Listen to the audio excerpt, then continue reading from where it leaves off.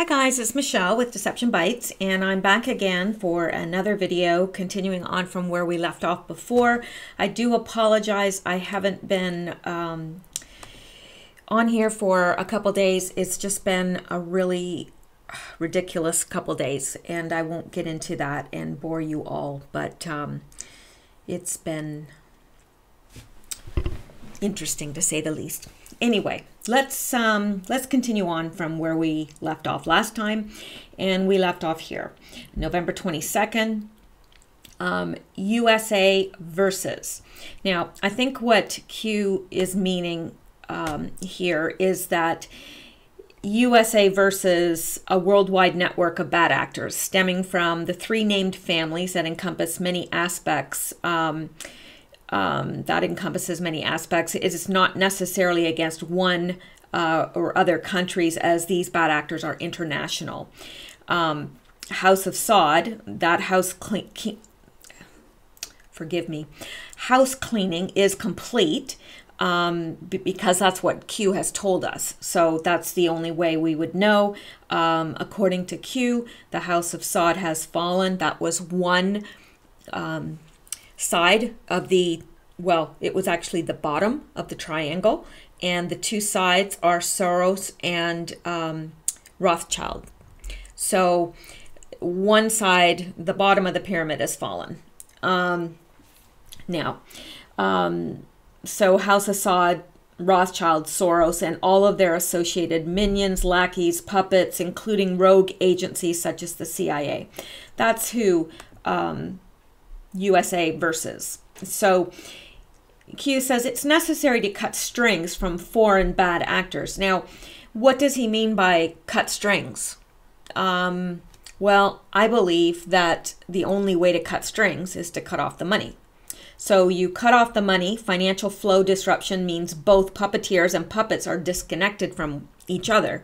Without the protection of or funds from these bad actors, politicians and others are less likely to continue working on the agenda. With that protection, they are vulnerable, and that can be exploited to be, without that protection, they are vulnerable, and that can be exploited to gain information for prosecution of themselves and or others in this network. Now, think about that. These guys have to be, these so-called bad actors have to be kind of quaking in their boots, because some people are being indicted, and they probably don't know what those people are actually saying and who they're implicating. So if that was me, I'd be having a major cow. But I don't know, these people have gotten away with it for so long. I think they really are deluded. I really do. I think that they think that they'll just continue getting away with it. But I'm hoping not. I'm hoping that their time is coming quickly to an end. So he's saying it's necessary to cut the strings from the foreign bad actors, and we do that by cutting the strings, and we have to a great extent. We certainly have cut the strings between Saudi Arabia and the U.S. and that flow of money and then weapons going there and money coming to us. Well, not to us, of course not, but to the Clinton Foundation, to the Obama Foundation, to all those places. Necessary to form worldwide alliances to defeat. Okay, it's necessary for us to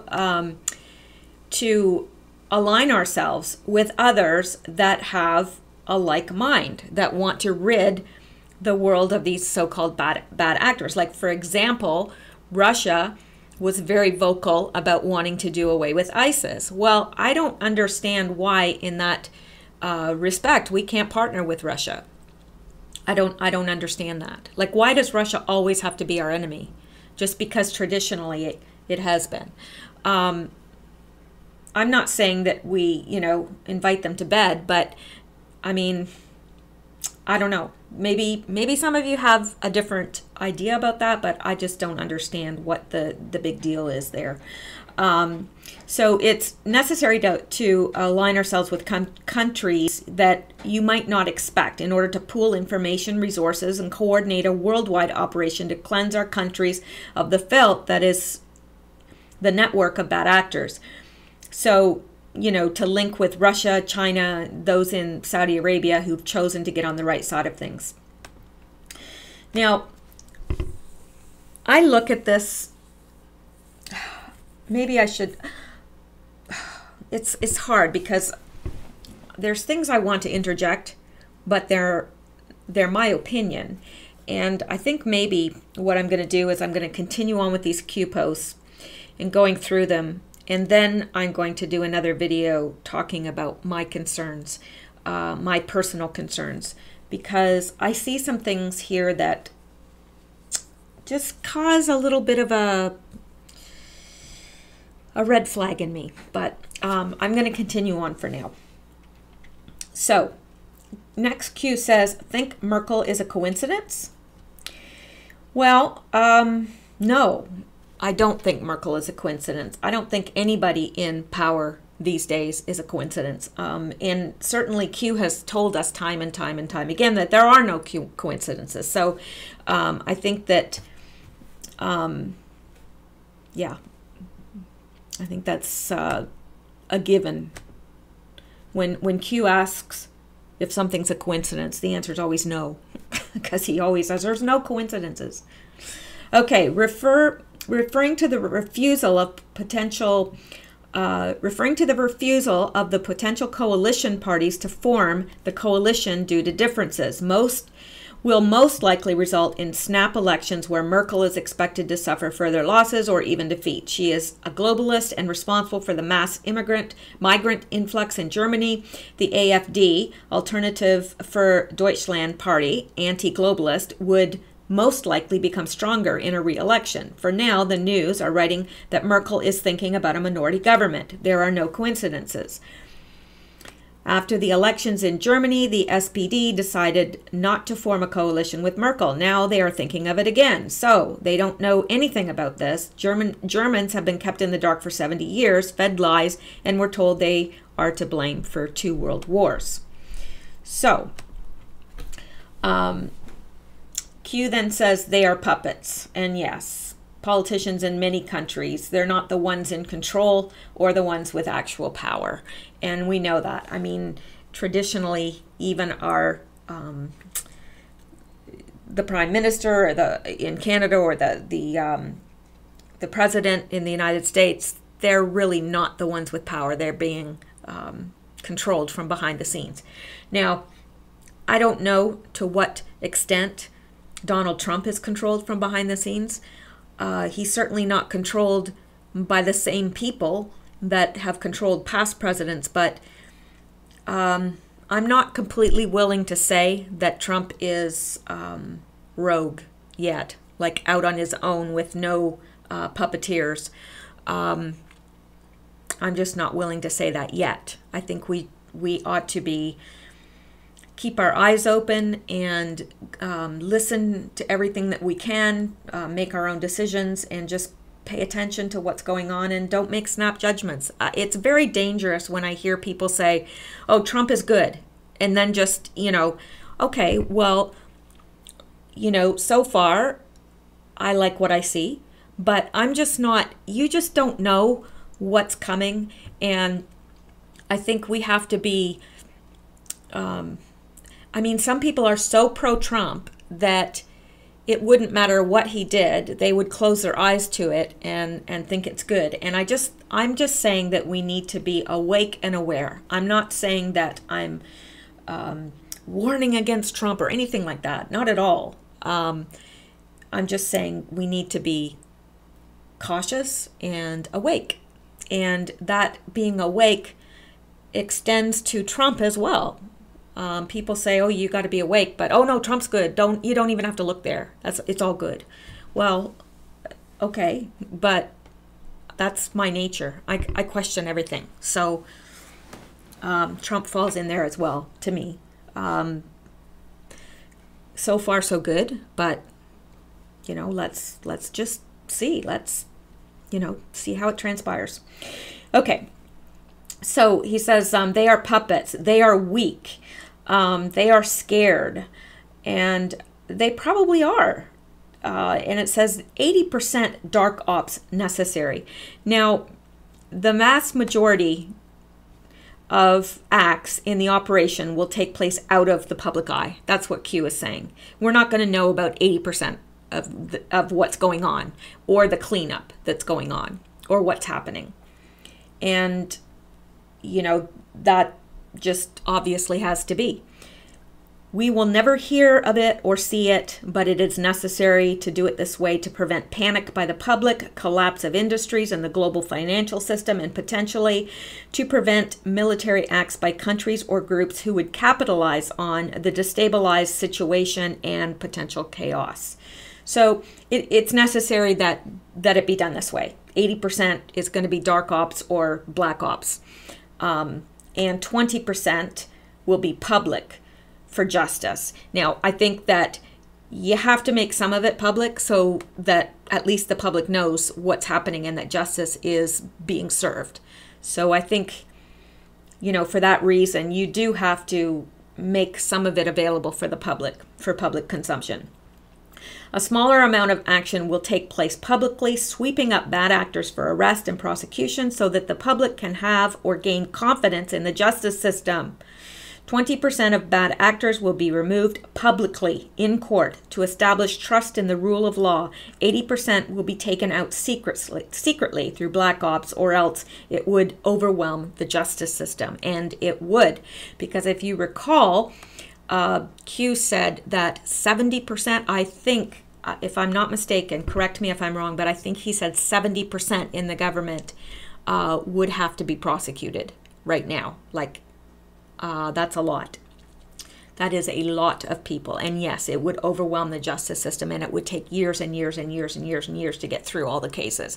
So what Trump did is he said, okay, if you promise not to seek re-election, we'll let it go. So now obviously he's not going to do that to people that have really serious allegations against them. But you know, for those people, he's good to just say, okay, you're not going to seek re-election. Great. Okay, well, get out of here, and then we'll let it all go. So, yeah. So then he says the stage must be set. Now, he means by this that certain events must occur in a particular order in order for things to transpire. There is no rushing this large, complex, worldwide operation. It will happen as it is planned.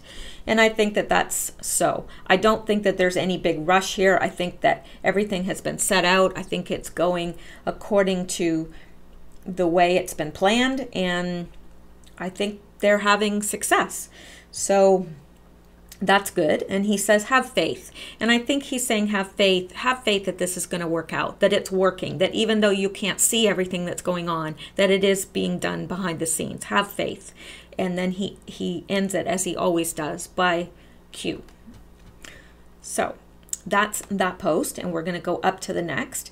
Now, the next post isn't even by Q, but because Q acknowledged it in the forum, I did include it, and it is this. It was posted by an anonymous user, and basically it's the picture of the Pope's audience hall. And you've probably already seen this because it's been around for, gosh, a long time, just kind of floating around the internet in different places, different forums, different venues. So the reason it's included here is because I do see, they say it looks like a snake, and I do see that. I do see that it does look like a snake, but you know, I could say it looks like an owl too, to tell you the truth. So I don't know.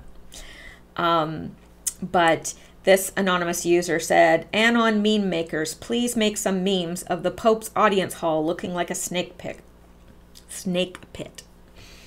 So that's neither here nor there, and I'm going to go on from that. That was not Q posting, but Q did acknowledge that he read the post. So now let's go up to this one. This is November 22nd, and Q says, why are China and Russia communist systems closed? That's a good question. And to tell you the truth, I hadn't thought of it much until this post, until I started really thinking about this. Now, he asks a question below. He says, can you find an owl or a Y there?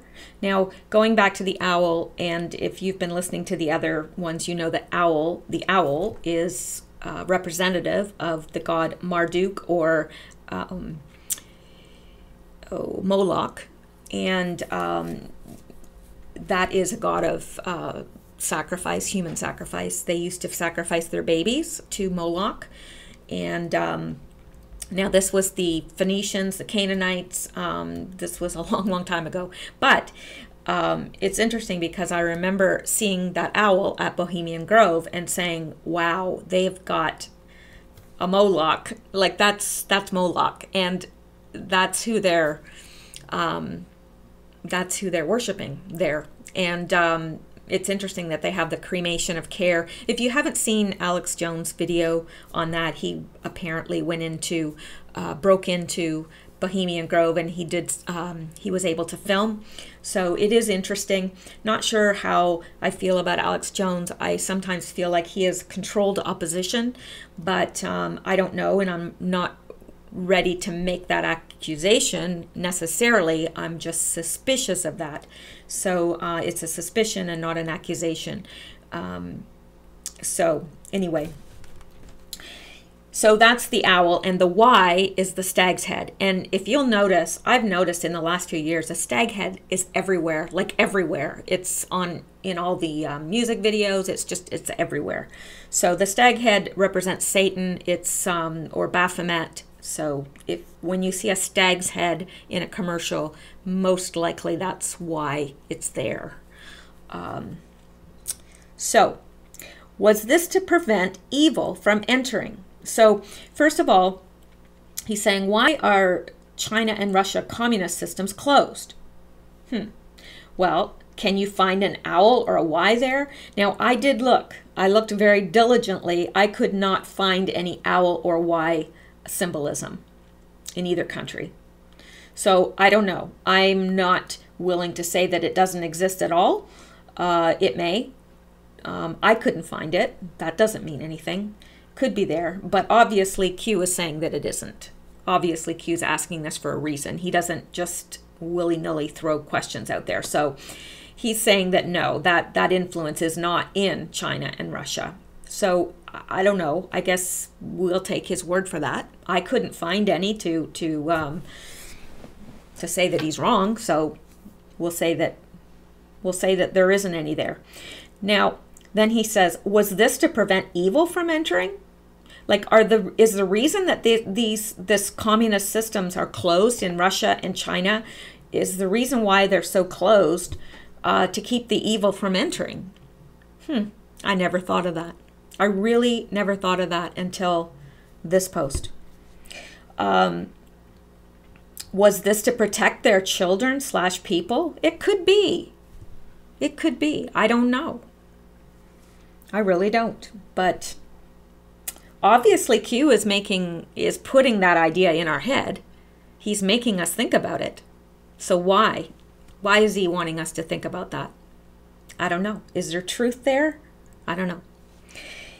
Why was Barack Obama shamed during trip to China, Saudi Arabia, and other locations?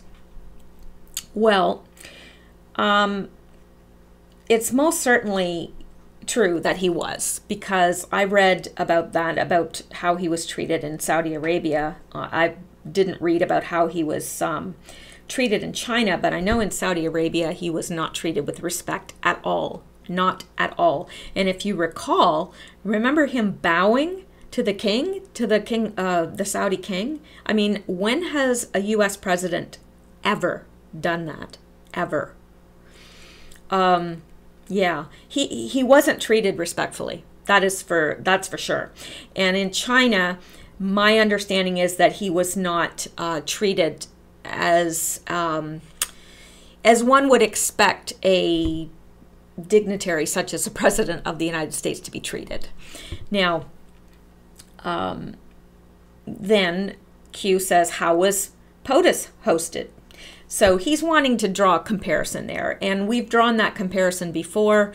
Q has brought this to our attention many times. It's something that he wants us to be aware of, that there was a huge difference, and there was a huge difference. That's not even debatable.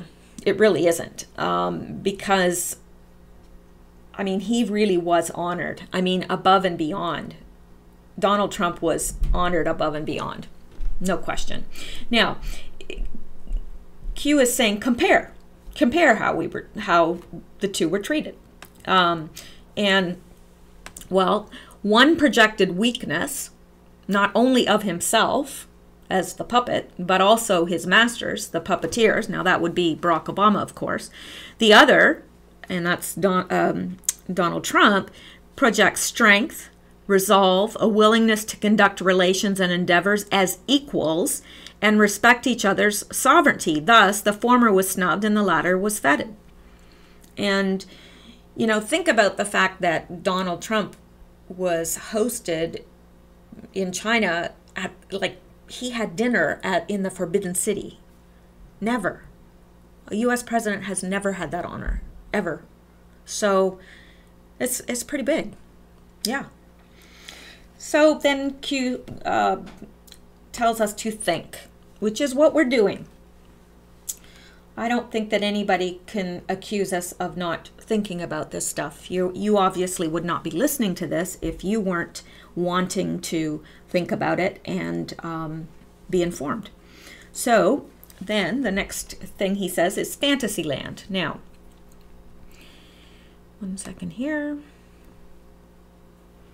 Fantasyland is the false reality portrayed by the Mockingbird media. Now, you know what Project Mockingbird is, and if not, I would suggest you look it up, because I've done so many of these videos and I've gone over the same material, and I hate to keep going over stuff that you all know. So look up Project Mockingbird if that's new to you. The reality and history that the general public believes is fantasy. It's spun for them by others, kept in place by ownership and control of various forms of media, television, radio, movies, publishing, especially textbooks, newspapers, and websites, acting as gatekeepers to ensure conformity of view on the world. Fantasyland is also a book. Now, I'm not sure if Q may be referring to this book. I don't know. But Fantasyland is Fantasyland, How America Went Haywire, a 500-year history by Kurt Anderson. Could Q be referencing this book? I don't know. It's quite possible. CIA creates fantasy, confusion, and cognitive distortions using several methods. And I think that we're aware of those methods, you know, MK Ultra, all that stuff. Even the flicker rates of our TV are such that it puts our brainwaves into trance mode and makes us much more susceptible to the commercials and to whatever is being, whatever propaganda they're trying to put out there, because let's face it, it's not just the commercials. That's mild. It's the actual shows themselves. And, you know, it's propaganda. It is pure propaganda. And I have stopped watching TV because I'm sick of it. I'm not going to pay somebody to put ideas in my mind. No. I don't mind paying for education if they're going to teach me how to think. I don't like paying for education that, you know, is just putting facts in my head, and, you know, I'm not into that. But I like an education that teaches me how to think about different things. But no, I'm not going to pay to watch TV to have them place all this stuff in my head. I just, maybe that sounds out there, and it is, but radical times call for radical measures, and I don't want their programming. There's nothing on, like Kardashians and this and that. I don't care about the Kardashians. I wish them no harm, but I don't care if they're wearing underwear or not, or whether Britney Spears has underwear on. I don't care. And I don't care what they're wearing to the Grammys. I don't care about their divorces. And, you know, there's real news going on in the world, and this is all just bread and circuses to keep us amused. That's all it's doing. Keep us entertained, keep us, our minds occupied so that we don't actually think about what's going on in the world. That's what it's for, and I refuse to pay for that. I refuse. I'll watch things on YouTube or here and there, but I watch documentaries a lot. And by the way, there's lots of free documentaries out there. If you just Google free documentaries, there's hundreds and hundreds and hundreds of them that you can watch for free. So anyway, and some of them are pretty good and pretty unbiased, some of them. So, okay, that's that for this that post. So I'm going to go on. I've got to get off my hobby horse right now about television and programming, because that's something I could go on and on and on and on about.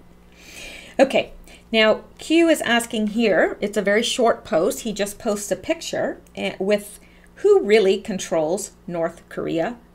Q. So this picture is actually a picture of the Temple of Set.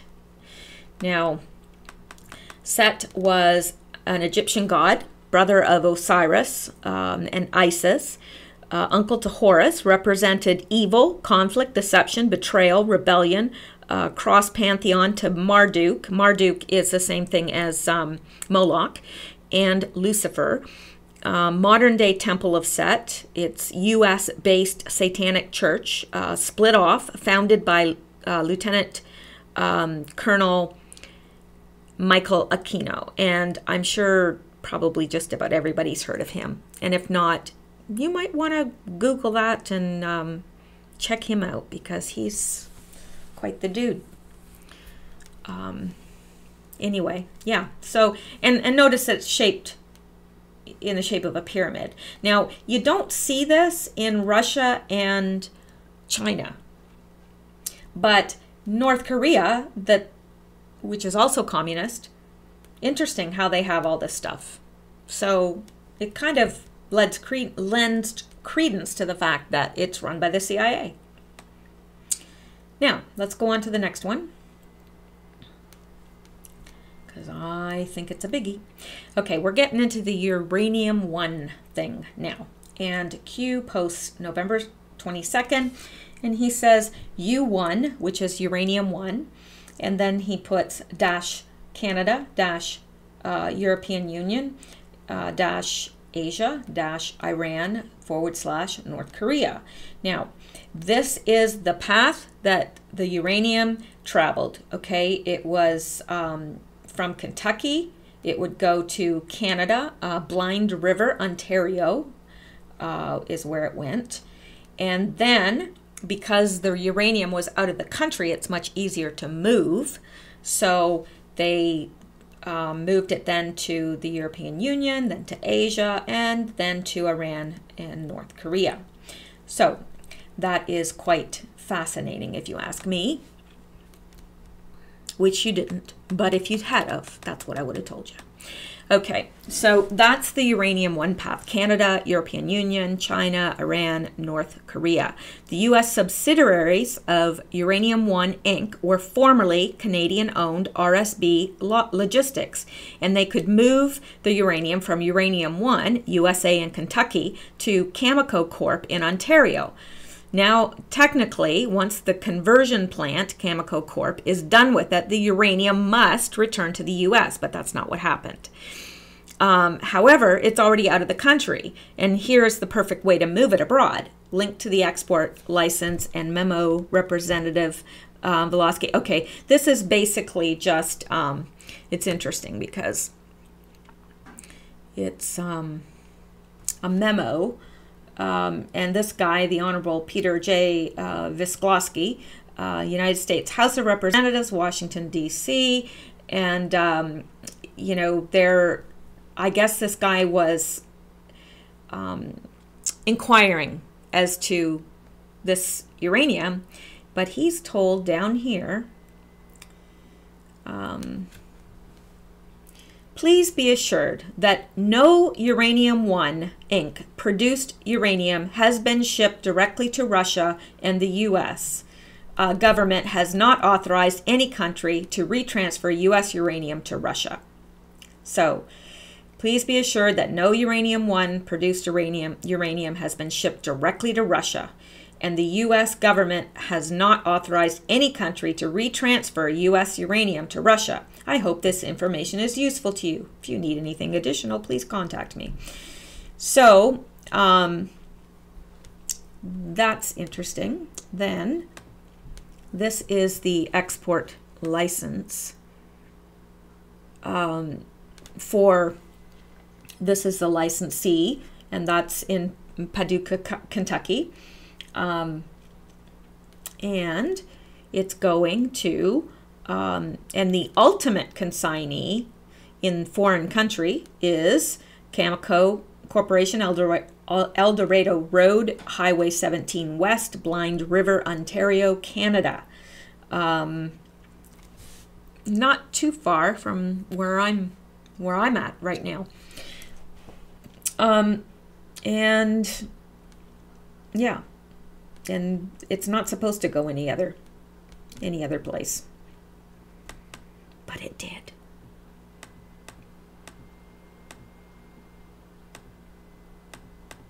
Yeah, these are the places that can supply.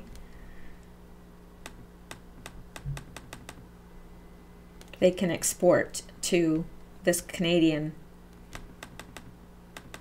Yeah. It's just interesting. So, yeah. So the implication is that this uranium got to Iran and North Korea. So, you know, to boost their production capability of nuclear weapons. So, Iran deal. You know, just excuse me here for a minute because I've got so many notes on this little post that I've got to find them all.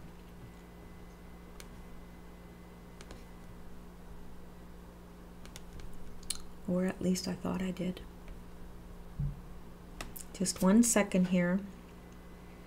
I know you're not particularly thrilled about hearing dead air, but well, maybe I didn't. I don't know. Okay. There's more about this further up then. Okay. So here is this is the path that the uranium's taking. And then he says, Iran deal. Why is this relevant? Reread drops regarding North Korea and Iran. And then he puts why here, and I'm not sure. I'm really not sure here what he's getting at. I mean, yeah, we could reread the drops about North Korea, Iran. We know all about the money and all that stuff going there in we were told that it was for hostages. Anyway, what does it mean to be covered in gold? Well, gold has traditionally been thought of as the skin of the gods, especially Ra, the sun god. That is the Egyptian god Ra, the sun god. Which couple was photographed covered in gold? That would be the Rothschilds. The public release was a mistake. So the release of that picture apparently was a mistake. It wasn't supposed to be released. The public release was a mistake. Who released the picture? I don't know. I could not find that. Who has all the information? And then he puts again, why? Not sure. Does it mean to be covered in gold? I don't know if that doesn't make sense, does it? Does it mean to be covered in gold? Maybe the what got dropped off that? I'm not sure. But anyway, what does it mean to be covered in gold? And we've just answered that. Can you locate one other pic with the Y head covered in gold? And I couldn't. I could not. What does this represent? And he's talking about this. It's a pyramid without its capstone. And then he says the sum of all fears. And I knew that to be a movie because I loved that movie. And the film is about a plot by an Austrian to trigger a nuclear war between the United States and Russia so that he can establish a fascist superstate in Europe. After the scientists build a secret nuclear weapon that destroys Baltimore and a rogue Russian officer was paid off and attacks a U.S. aircraft carrier, the world's superpowers are pushed close to the brink of all-out war. CIA analyst Jack Ryan, Affleck, is the only person who realizes that the Baltimore bomb was a black market weapon, not a Russian one. With the clock ticking, Ryan has to find a way to stop impending nuclear war. Interesting. Why did Q bring this up? It's got to be a reason. There's a reason he brings up everything. So what is he getting at here? It's interesting. Also, book about the dissolution of the USSR, a nuclear world war to bring the population down to 500,000, while the elites all live as gods on a broken world. The globalists intend to steal a sub, use it to nuke a country, and then blame it on another country to start a nuclear war that will destroy all the superpowers and allowing the globalists to take the whole world. I don't know. I don't know.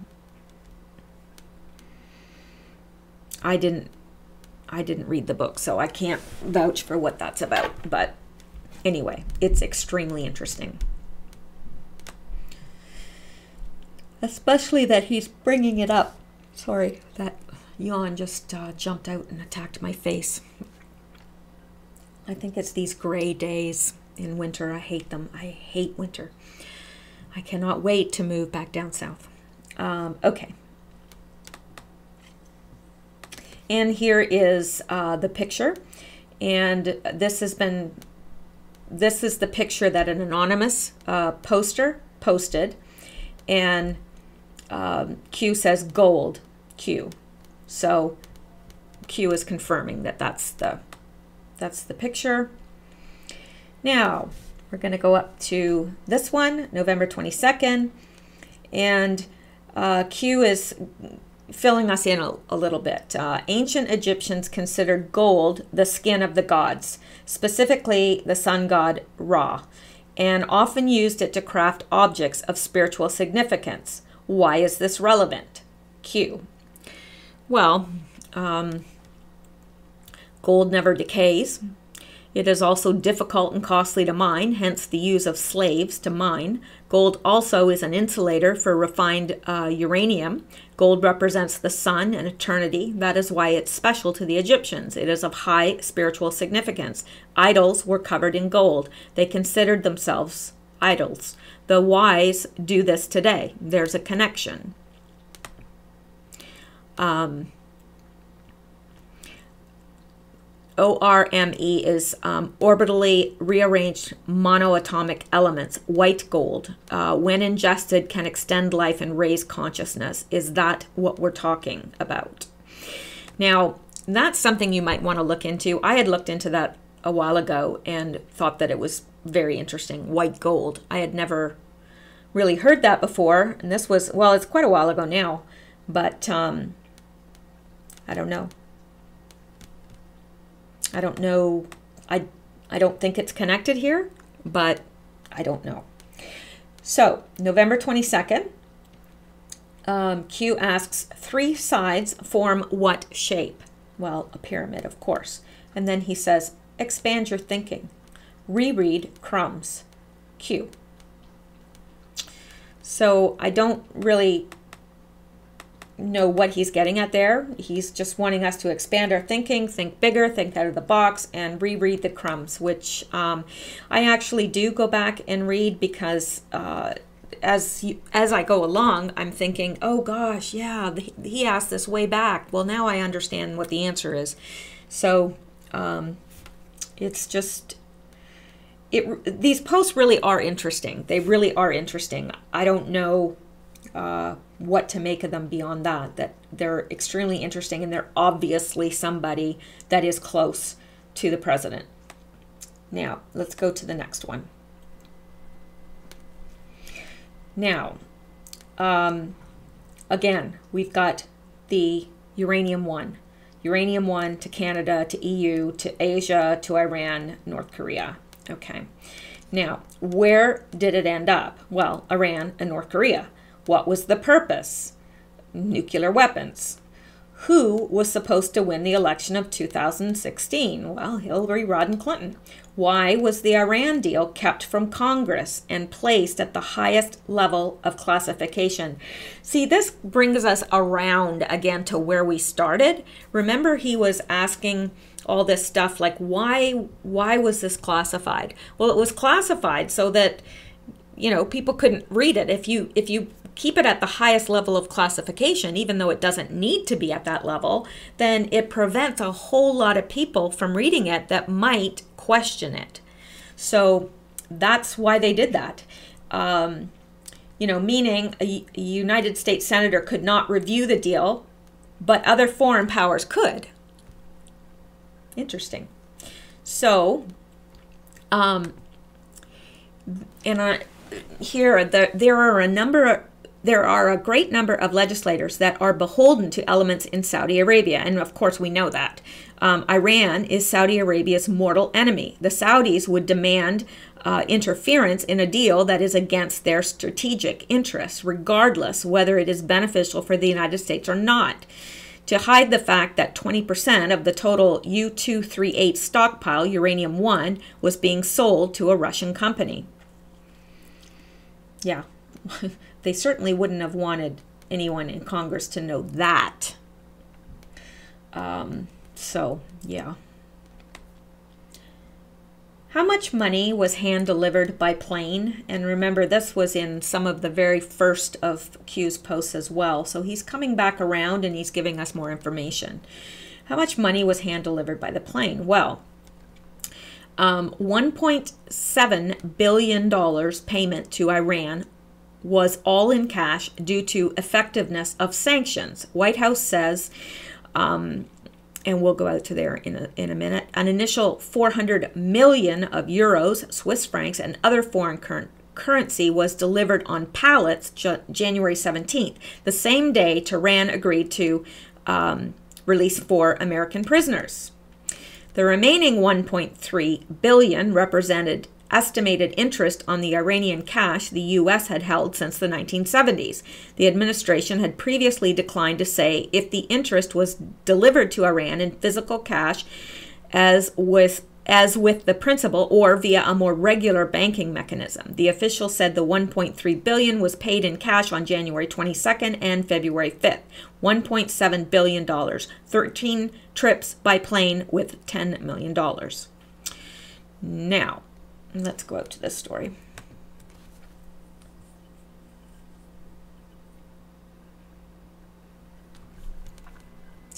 So basically, it's just confirming what I just said to you. 1.7 billion payment to Iran was all in cash due to effectiveness of sanctions, White House says. The Obama administration is acknowledging its transfer of 1.7 billion to Iran earlier this year was made entirely in cash using non-U.S. currency as Republican critics of the transaction continued to denounce the payments. Treasury Department spokeswoman Dawn Salak said in a statement late Tuesday that the cash payments were necessary because of the effectiveness of U.S. and international sanctions, which isolated Iran from the international finance system. The 1.7 billion was the settlement of a decades-old arbitration claim between the U.S. and Iran. An initial 400 million of euros, Swiss francs, and other foreign currency was delivered on pallets January 17, the same day Tehran agreed to release 4 American prisoners. Coincidence? No. The Obama administration had claimed the events were separate, but recently acknowledged the cash was used as leverage until the Americans were allowed to leave Iran. The remaining 1.3 billion represented estimated interest on the Iranian cash the U.S. had held since the 1970s. The administration had previously declined to say if the interest was delivered to Iran in physical cash, as with the principal or via a more regular banking mechanism. Earlier Tuesday, officials from the State Justice and Treasury Department held a closed-door briefing for congressional staff on the payments, according to a Capitol Hill aide familiar with the session. The official said the $1.3 billion was paid in cash on January 22nd and February 5th. The aide was not authorized to speak publicly and requested anonymity. I can never say that word. The money came from a little-known fund administered by the Treasury Department for settling litigation claims. The so-called judgment fund is taxpayer money Congress has permanently approved in the event it's needed, allowing the president to bypass direct congressional approval to make a settlement. The U.S. previously paid out $278 million in Iran-related claims by using the fund in 1991. Republicans have decried the payments as ransom, a charge the Obama administration has rejected. Well, what would you call them?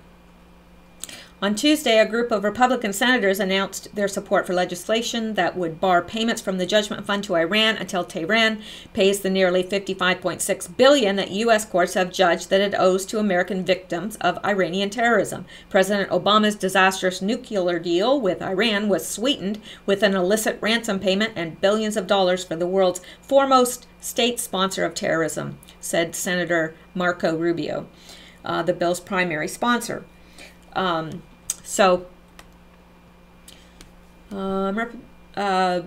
Representative Ed Royce, chairman of the House Foreign Affairs Committee, also introduced a bill that prohibits cash payment to Iran and demands transparency on future settlements. Sending the world's leading state sponsor of terror pallets of untraceable cash isn't just terrible policy, Royce said.